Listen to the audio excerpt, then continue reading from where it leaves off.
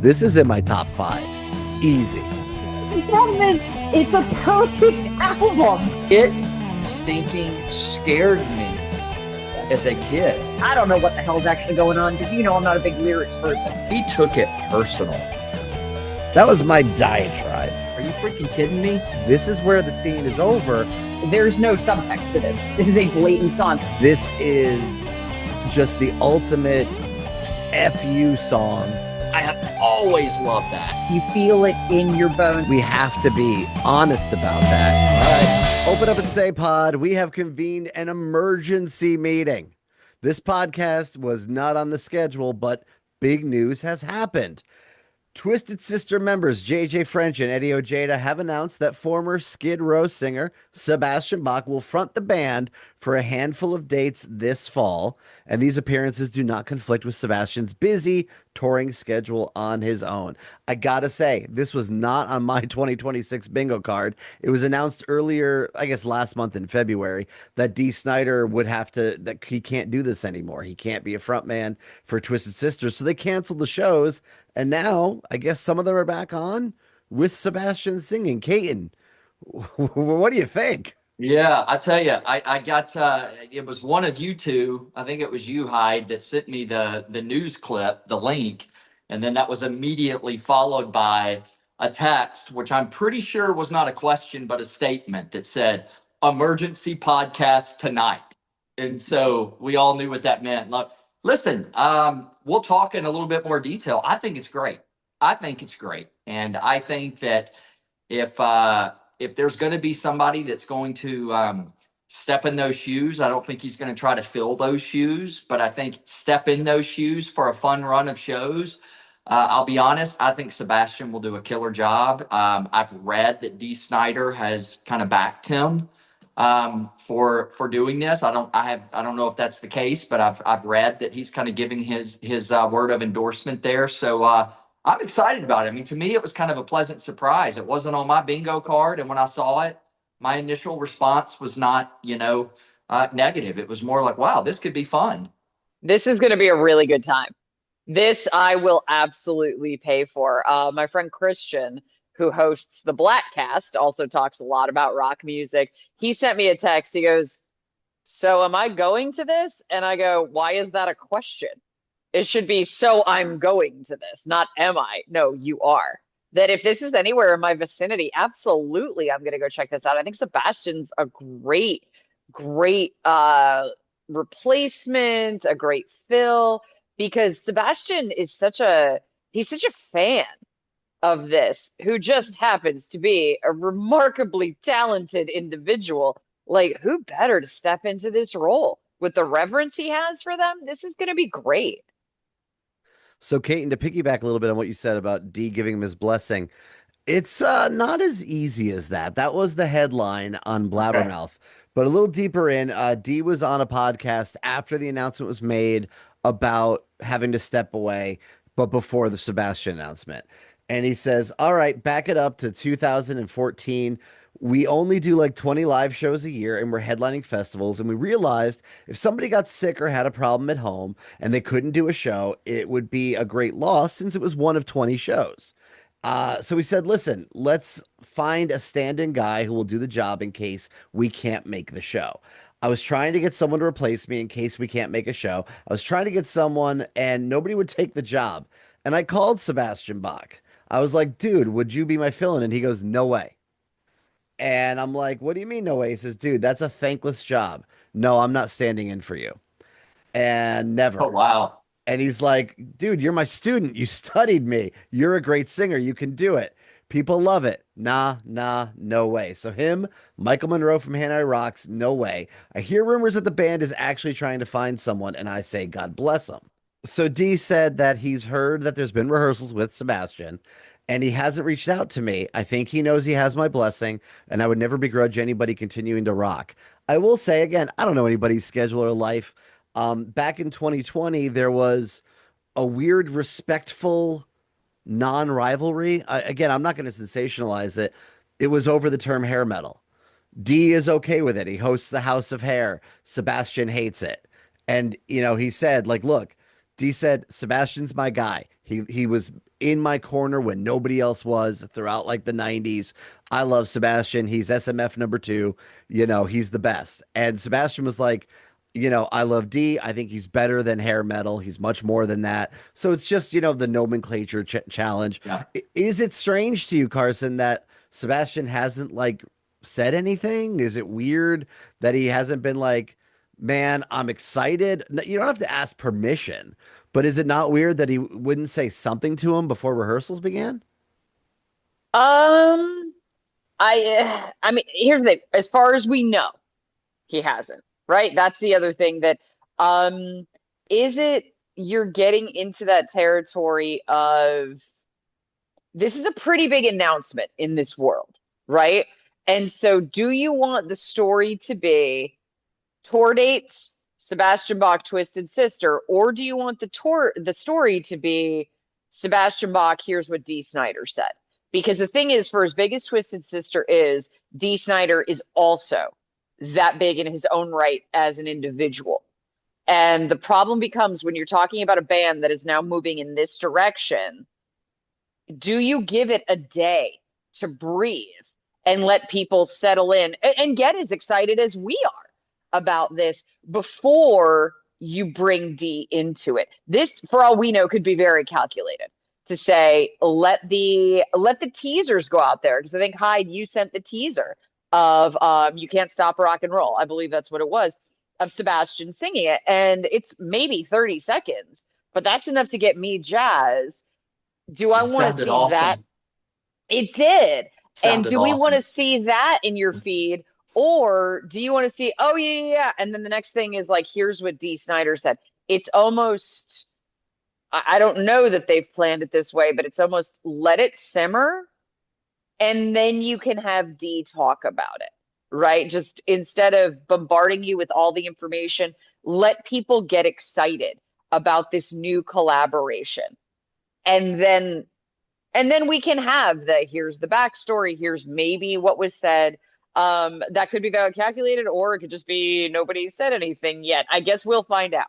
Yeah, it could I would personally, it's interesting that Dee was on a podcast and it kind of came up like that. And he said, oh, I've actually heard they're rehearsing with him too. Like I'm surprised he even commented on it if it's kind of calculated, as you said. But I'll say this.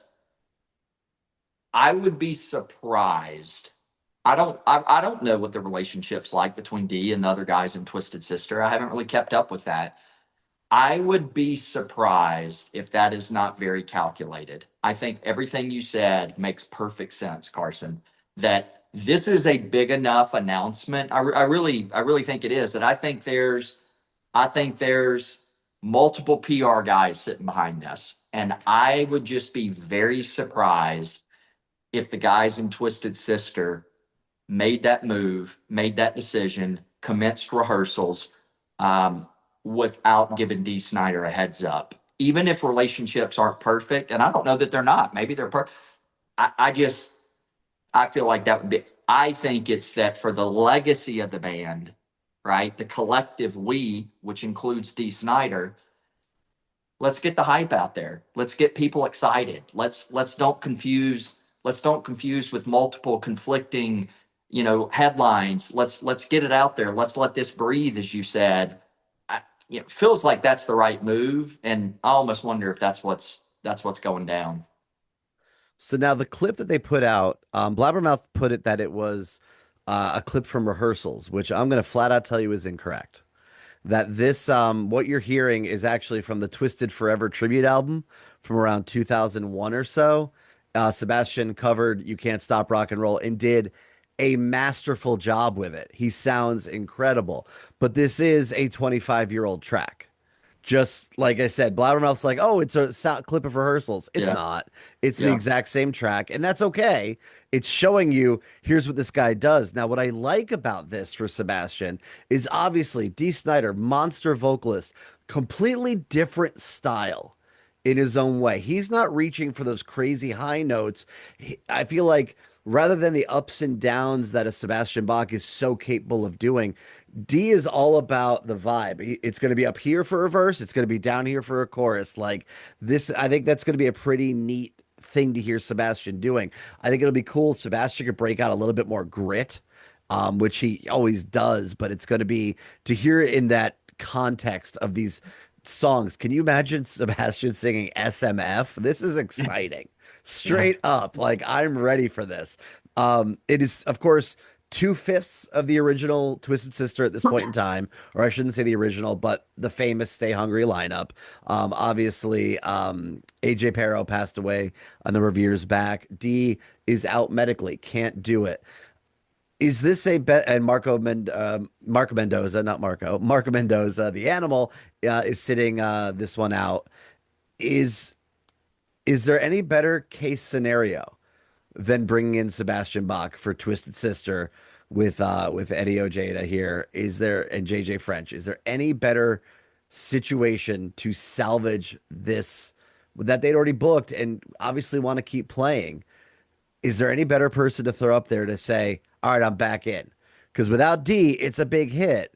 But who else could have replaced him that would have kept you interested, Caton?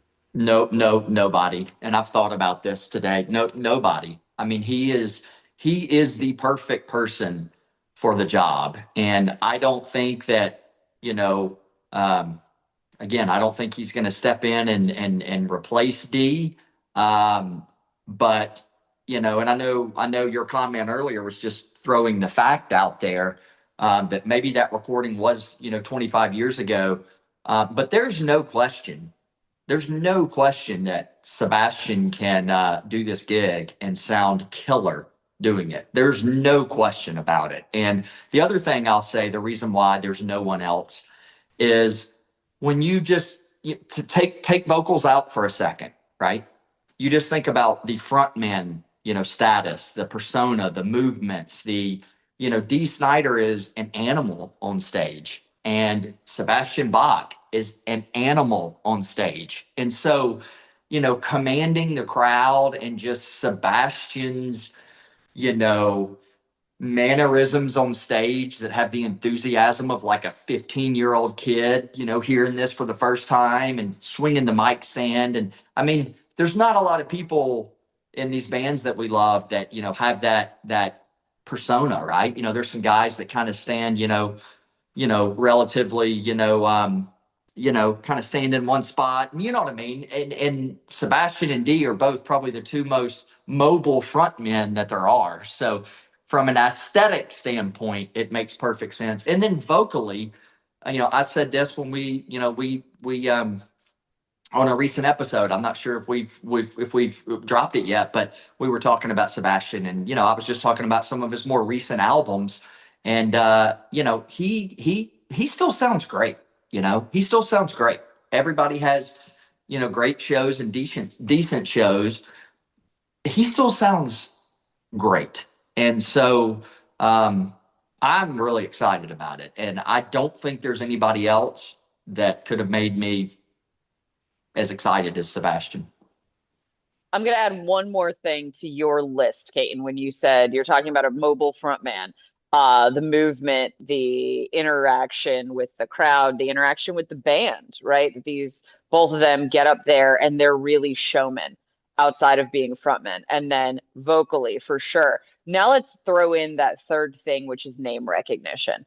Because in the hair metal genre, even if Sebastian doesn't like the term, that there are a handful of frontmen who people know their name outside of their band. And Dee Snider, Sebastian Bach, John Bon Jovi, Bret Michaels, Axl Rose. The rest of them, you might, outside of the fandoms, right? Like, as much as Def Leppard is a major band and that you could have 50,000 people in a stadium, some of them might know Joe Elliott. Probably not, even though Poison's on the bill before them on the stadium tour.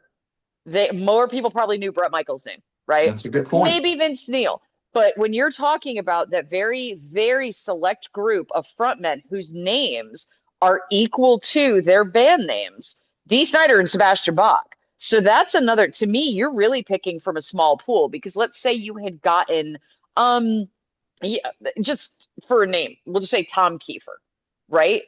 Tom Kiefer's not going to have the ripple effect that Sebastian Bach does. Sebastian Bach is people sit up and go, oh, because you have these, again, that name.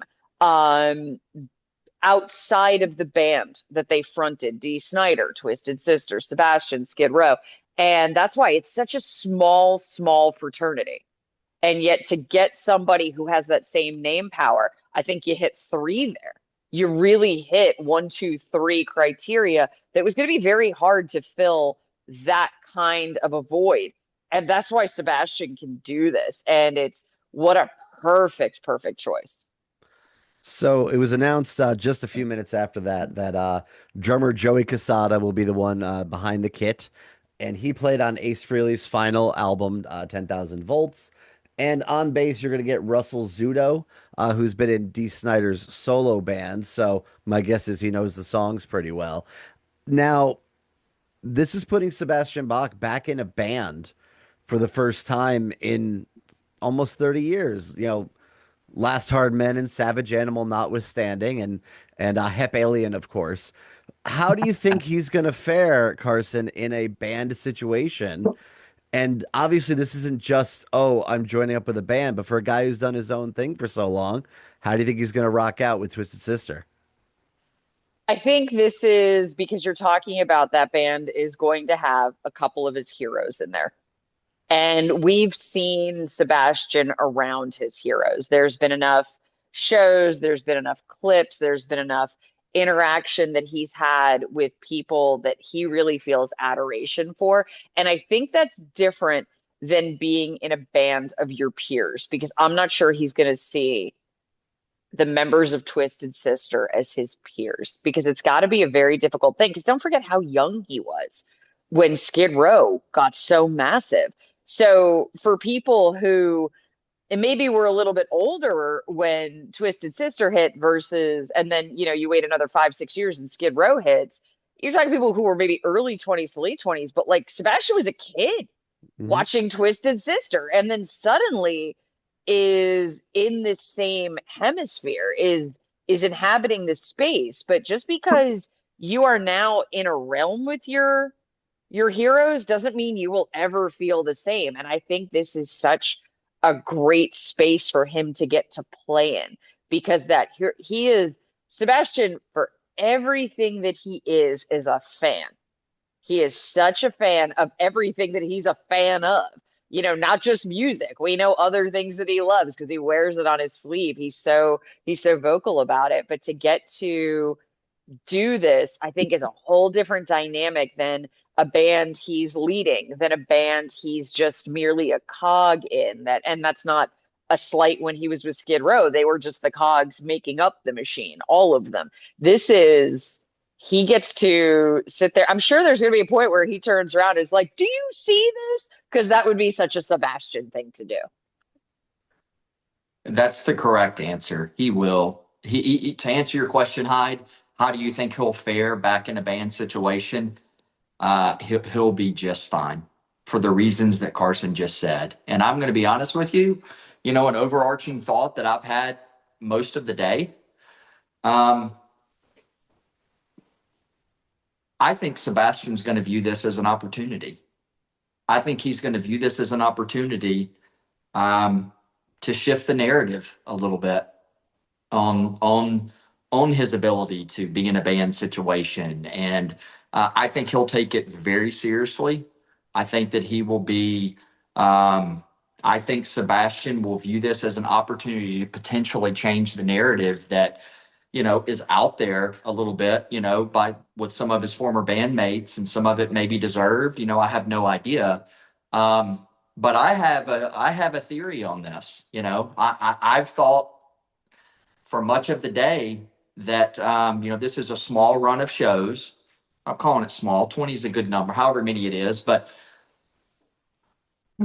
I think this is going to be successful, and I think that there's going to be a very I think there's going to be a very intrigued audience to see Sebastian fronting Twisted Sister. Just like I think there was an intrigued audience to see Lizzie Hale fronting Skid Row. I was sick that I missed that show that y'all went to. I think that the Skid Row guys could, if anything could cause them to take notice and just pause for a moment, I think this could be a good opportunity for that. If Sebastian comes in, if he delivers, and he will, if he behaves, and I believe he will for the reasons that Carson said, I, I think this is going to be on a bigger scale than playing, tiny clubs. And I think a lot of us are going to be reading headlines and watching YouTube clips. And I believe that I'll be very surprised if the reception of these shows is not overwhelmingly positive. And I wonder if some people could take notice of that and think, you know what? Could we think about a small run of shows? Could we think about a small run of shows? Maybe Skid Row never gets back together. Who knows, man? If there's anything that could cause them to say, let's do 5 shows with the guy, maybe this is it. I don't know. Maybe it's a pipe dream, but I had that thought throughout the day. It's been a long 5 hours since we heard this, and yet we've already gone through all the scenarios. The thing that is particularly intriguing about this to me is I can't claim to know any of these guys like personally, have the, whatever. What I can say is, from what I know of JJ, businessman, very smart, very savvy. He's not going to go into a situation that's not good. He's not going to go into a situation that's combustible. And I think even more than what you're saying is, Sebastian having the opportunity to rewrite the narrative, I dare say them choosing him and relying on professionalism and relying on him being as good as he can be tells me they're confident in all of that. And maybe it is the reputation, as so many of these guys have, is the reputation 30 years old? Is the reputation 35 years old? There are still people who, when you say you're going to see Guns N' Roses, will say to you, oh, gee, when did Axl come out? 3 a.m.? Man, this lineup has been on the road for 10 years, and the shows have started on time as expected. That's right. We don't know what was going on behind the scenes. Axl's spoken about it in the very few interviews he's ever done, but there were things going on that prevented him from getting on stage on time, or what we perceive to be on time. So it's the rumors, the things that are out there, the I say, if a businessman like JJ is going all in on this, you can't sell the tickets. It's great business to say this is our guy, sell the tickets. If it doesn't deliver, or if there's any kind of combustible element, you're not going to make that business decision. This tour was canceled, and you could have left it canceled. And instead, they're salvaging it. JJ is not stupid, and he's not going to risk everything on a bad reputation or bad ideas. So I think this is one that, if you take that into consideration, you may find that some of the things you have heard about Sebastian Bach are kind of bullshit. We'll see. Yeah. I also want to think that this pairing, I can't tell you where it's going to go, but I felt like, to me, when I heard this, outside of the initial, oh my God, I've got to get to this tour. Oh my gosh, I'm really excited for this. It really was just brought the joy and the smile and the excitement to me. But then I stopped to think about, okay, where does this go now? Where do we, I feel like it's opening some sort of door, and I don't know what's on the other side, but it feels like it's opened something that perhaps we hadn't thought about before. When you have this two in this format, in this genre, that it's really the pairing of two superstars, the melding of it. And is there room for more? And I don't know who that entails, but I think this is something new, and I'm not sure it's going to be the end of it. I just don't know where it heads. So you're saying not with just Twisted and Sebastian, but is this the No. new future of touring? Yes. Because you can take, let's say, two theater level bands and maybe get them into a small arena if you combine. Because, I mean, we all know it. Unfortunately, it seems like there's an inordinate a number of singers who have passed, right? Yes. Like, we know this. Like, there's so many bands that cannot tour with their original singer. And again, GC Pearl can only be in so many bands at once, my friends. So, and when you look at it, is this the future? Because with all the bigger, older bands retiring, the Kisses of the world, the Who, all these bands who are calling it a day, I know that promoters across the world are scratching their heads going, what can we do? When Kiss says we want to fill arenas with our avatars, all the promoters are saying, please, because who's going to replace you? how are we going to fill this arena without these bands? Maybe this is how it becomes. Maybe the super group of these bands coming together, doing all their greatest hits or whatever. Maybe this is the future, Carson. You could be 100% right. And it's funny. I was literally going to ask that question and you went straight into it. Kate, what do You're you think? welcome. Yeah, it's a great point, one that I hadn't considered, whatsoever, but it is a, it is a this is a different scale. This is a different tier of, Jizzy Pearl and LA Guns, or Jizzy Pearl, all due respect to Jizzy Pearl. The guy kills, he's got chops. There's a reason he gets put in these This, bands. of He's course, there amazing. is. He's a total pro, and he's a killer singer. And the thing you hear about Jizzy, just as well, just is his professionalism. He is such a pro. But my point is, this is just the upper echelon, and Twisted Sister, iconic. you know, uh, Carson's point, Skid Row and Sebastian Bach as two entities, iconic, right? I mean, Sebastian Bach, he is iconic. I mean, standalone cover of Rolling Stone, and probably one of the more recognizable images of that genre. I mean, I'm looking at the T-shirt behind you right there. I mean, nobody could touch him vocally or in appearance and cool factor back in the day. Nobody. And so it is the pairing of two superstars. And like, you don't see that. We haven't seen a ton of that at that level. And so if this is successful, as I anticipate that it will be, if there is a heightened intrigue, as I think there will be, meaning I think, plenty of people would rush out to see Twisted Sister play, me included. I think there will be a subset of the audience that has, a little different mix of intrigue, thinking, wow, that's going to be really cool to hear Twisted Sister. It's also going to be really cool to see those few shows that Sebastian does with them. Like maybe this is a once in a moment type thing, to capture. So there could be more of it, and listen, success and money and ticket sales. I mean, all that speaks volumes and drives behavior. So if it is successful, you probably bet your bottom dollar we'll see some more of it. Look, I'm happy that I've seen Lizzie Hale with Skid Row. I'm happy I saw Axl Rose with AC/DC. If this is the next thing, I dare say you're seeing, as Carson said, this could be the start of the trend. And this could be the marriage of, okay, we got some people who can't go anymore for one reason or another, and we've got some who can. What if we put all these people together? Like we've talked about in the past, the idea of, we wish Lizzie Hale could front Skid Row all the time.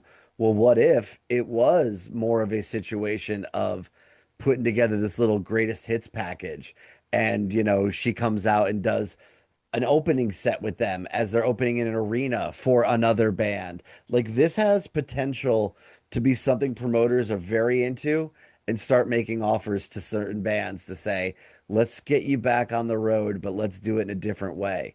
And it'll be interesting to see how this plays out because I look at a band like, let's say, Stephen Pearcy, who's out there with Warren DeMartini, and I go, I'm not saying this is a marriage made in heaven here, but I'm going, what if you took them, put them with put them with the guys in Skid Row, and then you add Tommy Lee on drums. That you can put that into a small arena, and people are going to be there. It's going to be kind of cool to see if promoters do try to seize this instead of throwing offers at bands to reunite. If it's going to be bands to come together, Yeah, and you and bring you bring up one that I had completely forgotten about. And I recognize that was, probably even a tier above this when you think yes, about Axl Rose and AC/DC.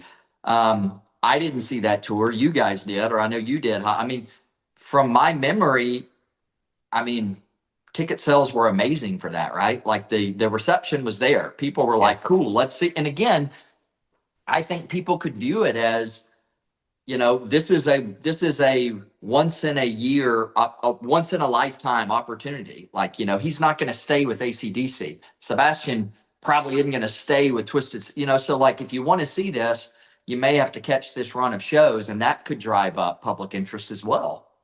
Carson, I'm going to let you copyright the rock and roll band dating app where these people come together and get married for a tour. Yeah, I'm gonna have to find a really catchy name for that. But even, as we like, I totally forgot about Axel DC. But yeah, we did go to that. But then I started thinking about, the Eagles have Vince Gill and have for a while. Vince Gill's been in the Eagles, but Vince Gill is a name in his own right. And when you've got that different kind of star power in there, where you already have these name bands, and then you bring somebody in that is also like it's that extra. And I don't have any official sources for this. All I can tell you is it's just been the chatter in my sect of the industry for the last few years, which is promoters banging their heads against a wall because where are the bands after? Where are the bands that are going to command the arena tour, the full sold out arena tour? Not we're blacking out the 300 levels. That there has been concern about those next levels. Like, sure, you have a Harry Styles, right? Um, you've got those artists. I mean, Taylor Swift's in her own echelon, but are you seeing the volume of bands or artists being able to fill those kind of venues the way you did 20 years ago, maybe even 10 years ago? I'm not sure what those tallies would be, but really 80s, 90s, early 2000s. When Nickelback in 2006, 2007 is like selling out arena shows for the joke that they allegedly were, they sold out every show they played. But if you're a promoter, if you're a venue, you're like, I've got to fill this is empty space sitting here. And like you said, Kiss is gone, The Who is gone. Is this the way that you're like, man, we can eke out a few more years? Because like I was trying to say is that's allegedly been the concern is who will we have in 5 years? Like if you guys have seen, it feels like a lot of people's favorite bands haven't stopped touring. And I mean that from slightly younger artists. And it's because get the money while it's there because we don't know what the future looks like. Yeah. And if you have somebody who's as young as Sebastian Bach, but has at this point, what, 35? Oh, we're going on 40 years for name recognition of Sebastian Bach and Skid Row. Um, you can't manufacture that anymore because the only thing you can't manufacture time. And he's got that legacy, but he's still a very young man to have that history behind him. And who else is there? Who else? If I was a business guy, this is absolutely, I'd be going over rosters. I'd be trying to figure out, I'd be in Wikipedia. Like, who haven't I thought of? Give it to me alphabetically. Let's Yeah. go. All right. Yep. Well, we will have to do another emergency podcast when it's announced that Tobias Forge is fronting Warrant. Until then, this has been Open Up and Say Pod. Drop your comments in the area below. Let us know what you think. I think this is going to be pretty, pretty cool. I think Twisted Sister just got 3 people on board that are definitely going to try to make it out to see them whenever they announce these dates. Till next time.